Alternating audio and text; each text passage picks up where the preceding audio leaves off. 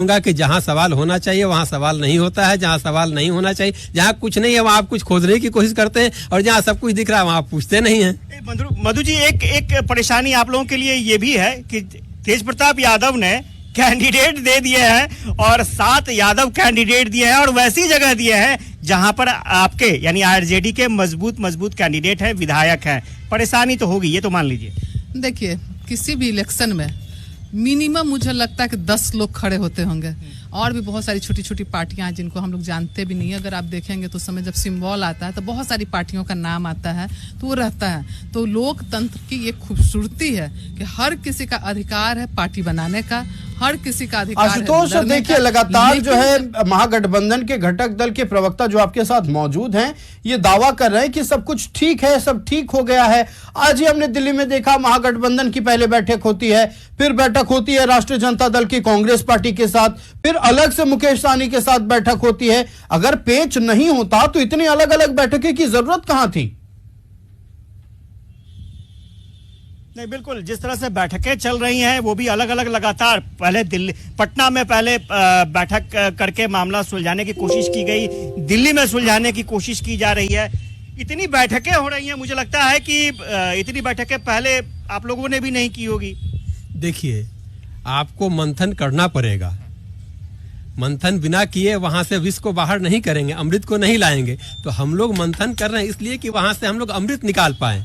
उनके यहाँ तो भ्रष्टाचार की गंगा है। आप देख लीजिए कि उनका ट्रैक रिकॉर्ड, जो उन लोग जो बात कर रहे हैं, उनके यहाँ एनडीए गठबंधन में कैसे कैसे लोगों की पार्टी है, वो लोग दूसरे के ऊपर इल्जाम लगाते हैं। उनके यहाँ तो सारा का सारा सिस्टम है। एक्चुअली एनडीए जो है भ्रष्टाचार नहीं, एनडीए का सबसे बड़ा प्रॉब्लम क्या है कि 2014 और उससे पहले ये लोग वोट चोरों की सरकार है, वोट चोरी से सरकार बनाते हैं। आज जो देश के प्रधानमंत्री बनारस से चुने गए, चुने नहीं गए, चोरी से जीते गए। बात बताइए, आपकी सरकार बन जाए तो सब बढ़िया, आपके विधायक चुने जाए तो बहुत बढ़िया, दूसरा कोई बना ले तो वो गलत हो गया। ये कैसे? मैं आपको ये बता दूं, आपको मैं एक एग्जांपल देता हूं। अगर आप हमसे राय नहीं रखते होंगे तो मैं अपनी बात वापस ले लूंगा। अगर आपके घर में चोरी होती है, कैश, नगद, जेवर जेवरात चोर लेके चला जाता है, टेबल, कुर्सी, पलंग और कपड़े बच जाएंगे, तो आपके वहाँ चोरी नहीं हुई? अच्छा, एक बात बताइए, चोरी हुई कि नहीं हुई? चोरी होगी तो कंप्लेन जाएगा नदीम साहब, चोरी होगी तो कंप्लेन जाएगा। कितनी पब्लिक, जितनी भी पब्लिक ने थी, एसआईआर के बाद उन्हें स्पष्ट तौर पर कहा गया था कि आपत्तियां जहां आपको नजर आती हैं दीजिए। पॉलिटिकल पार्टी को भी कहा गया था नदीम साहब, पॉलिटिकल पार्टी ने इंटरेस्ट नहीं दिखाया। भाजपा का प्रवक्ता थोड़ा सा अलग हो जाइए। मैं ये बता रहा हूं कि देखिए, हमारे नेता ने पीपीटी प्रेजेंटेशन के हिसाब से सारा कुछ बताया इस देश को। आप चुनाव आयोग जो आजकल भाजपा आयोग बना हुआ है, उस चुनाव आयोग के पास इतनी हिम्मत नहीं है कि वो एक दूसरा प्रेस कॉन्फ्रेंस करे और पॉइंट वाइज आप झुटलाइए कि राहुल गांधी गलत बता रहे थे। साहब, किसी पर तो भरोसा कीजिएगा, सुप्रीम कोर्ट पर भरोसा कीजिएगा, या फिर चुनाव आयोग पर, संवैधानिक संस्थाओं पर तो भरोसा कीजिए ना। देखिए, आज यही तो लड़ाई है कि ये 400 पार की बात करते थे, तो इन्हीं के नेता कहते थे कि हम आएंगे तो संविधान बदल देंगे। एक्चुअली ये लोग मनुवादी लोग हैं, ये लोग मनुस्मृति को लाना चाहते हैं, सीधा डाइवर्ट कर देते हैं। एसआईआर, मेरी बात सुन लीजिए, आपकी बात मैं सुनूंगा, मेरी बात सुन लीजिए। एसआईआर के बाद सीधे निर्वाचन आयोग ने कहा था कि जो पॉलिटिकल पार्टियां, इनको लगता है कि भाई फला जगह से नाम काट दिया गया है, आप उनका जुड़वाइए। तो नाम जुड़ने के लिए तो आवेदन भी नहीं गए ना, बहुत कम आवेदन सब जगह दिया गया है। वो उसके ऊपर काम करेंगे तब ना। आप बताइए कि यहाँ पे 6 जनवरी को पिछली बार वोटर लिस्ट जारी किए थे, और 6 महीने के अंदर सारे 21 लाख नए लोग फॉर्म 6 से कैसे इंटर कर गए? आप पहले ना, हम देखिए, आशुतोष, एक सवाल पूछिए इनसे कि अगर एसआईआर के मुद्दे को लेकर या फिर वोट चोरी के मुद्दे को लेकर जिस तरह से सवाल उठाए गए थे राहुल गांधी की ओर से, जब चुनाव आयोग ने शपथ पत्र दायर करने को कहा, उस वक्त राहुल गांधी क्यों शांत हो गए? क्यों शपथ पत्र नहीं दायर किया गया? एक छोटे से घर में 80 लोग रहते हैं।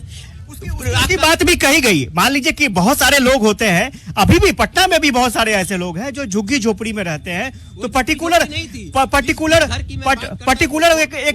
एक घर लोकेट किया जाता है। ये निर्वाचन आयोग ने कहा कि बहुत सारे लोग सड़क पे रहते हैं। मान लीजिए कि सड़क पे रहता है, आपकी बात को कुछ देर के लिए मैं मान लेता हूं, तो जो लोग सड़क पे रहते हैं उनसे आपको क्या क्या डॉक्यूमेंट, 11 डॉक्यूमेंट मांगे थे, सड़क वाले के पास होगा? आप दोनों बात पे नहीं जा सकते हैं। आप नहीं ये बताइए एक चीज जो सड़क पे रहता है उसको जो 11 डॉक्यूमेंट मांगा गया था आधार को छोड़ करके, उसके पास होगा क्या? आपके पास है उसमें से कोई डॉक्यूमेंट? ये तो आप लोगों को इंटरेस्ट लेना चाहिए ना कि भाई डॉक्यूमेंट बनवा दीजिए, जा करके डॉक्यूमेंट बनवा दीजिए, हो सकता है वो आपका वोटर बन जाए। जब आप पहले उसी आधार कार्ड से आप लोगों को रजिस्ट्रेशन कर रहे थे, लोगों को मतदान देने का अधिकार दे रहे थे, अब आप उसको क्यों अलग कर रहे हैं? निर्वाचन आयोग ने तो एक बार राहुल जी को कहा कि आप एफिडेविट दे दीजिए कि इस तरह की गड़बड़ी है, इस तरह की गड़बड़ी है, लेकिन वो भी नहीं हो पाया ना सर। सुनिए, हम लोग हाफिडेविट देने वाले लोग नहीं हैं, हम लोग हाफिडेविट नहीं जानते हैं, हम लोग थोड़ा सा पढ़े लिखे लोग हैं, नाम परिवर्तन हाफिडेविट वाला अपना हाफ रहा है, उसको छोड़ दीजिए। हम लोग चुनाव आयोग अगर ये कह रहा है तो बताइए, राहुल जी ने जिस वक्त ये प्रेस कॉन्फ्रेंस पहला किया था उसके 2-4 दिन के बाद अनुराग ठाकुर जी ने इसी मसले को लेकर प्रेस कॉन्फ्रेंस किया था। चुनाव आयोग का जबान सिल गया था, मुंह में दही जम गई थी, उसने क्यों नहीं अनुराग ठाकुर को भी कहा कि आप या तो हाफिडेविट दीजिए, हाफिडेविट जो हाफिडेविट वाली पार्टी है, या फिर आप माफी मांगिए। राहुल जी को माफी मंगवाना आसान बात है, कहे ना अनुराग ठाकुर जी से। क्यों ठीक है ये दोहरा मापदंड? नहीं ये दोहरा मापदंड बिल्कुल किसी ना किसी संवैधानिक संस्था को तो मानना पड़ेगा, संवैधानिक संस्था को मानना पड़ेगा। सर एक चीज बताइएगा कि जो